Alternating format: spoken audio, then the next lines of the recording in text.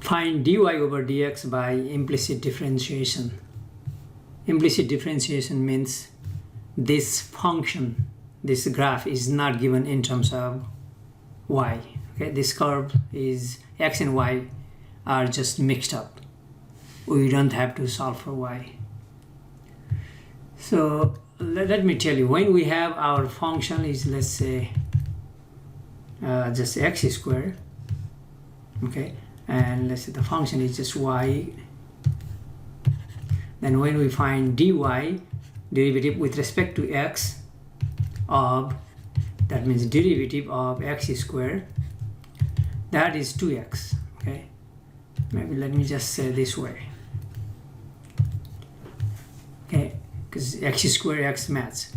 When we do derivative with respect to y of y squared, I mean that's also good, 2y.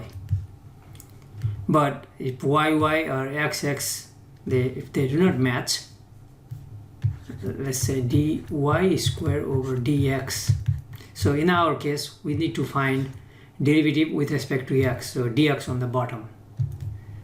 Okay, this is true. When y squared y, this is simply 2y. But if we have like this one, y squared x, y and x are different, then derivative of y squared would have been just 2y with respect to y, but there is no y. So then times, from the chain rule, it would be dy over dx. Okay? And if you can use the same thing for x squared as well. So this one, if you follow this, this will be just 2x and dx over dx. But dx over dx is just 1. It's the derivative of x with respect to 1. Okay, so you have to be careful. When we do y cubed with respect to x, then this is simply 3y squared, but y and x do not match, so times dy over dx from the chain rule.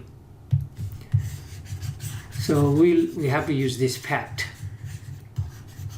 And eventually we need to solve for dy over dx, because that's the question. So let's find the derivative of both sides.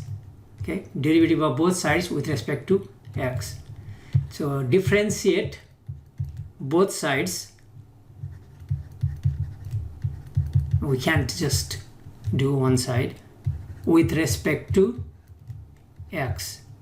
That means d over dx. That notation is, this is the derivative operator notation, d over dx of both sides. Or we can simply write prime. So let me put this way then. The first one, 5x cubed, so d over dx of, left side means for both is a plus, so derivative of 5x cubed plus derivative of 3y, in the same way, derivative with respect to x of 5 minus derivative of 3x plus derivative of 4y squared. Okay, x, so first term is good, 5x is the regular derivative, so 3 times 5, 15x squared, that's it, plus, so I'll come back to this in a moment, derivative of 5 is 0, don't have to write, minus derivative of 3x, constant, x is just constant, 3, plus, now y and x, look at here, function is y, we are doing with respect to x, they do not match. So that means we have to have dy over dx remaining there. Okay, so 3 can be pulled outside, constant.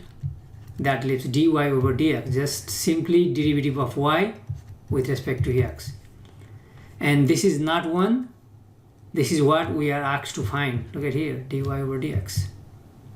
Here, last term 4y squared, regularly it would be 2 times 4, 8y, but y and x do not match, so times from the chain rule dy over dx. Okay, this is simply y. You can think 1 and dy over dx. Here is 2 times 4, 8y, then times dy over dx from the chain rule. Okay, calculus is over. All we have to do is isolate dy over dx.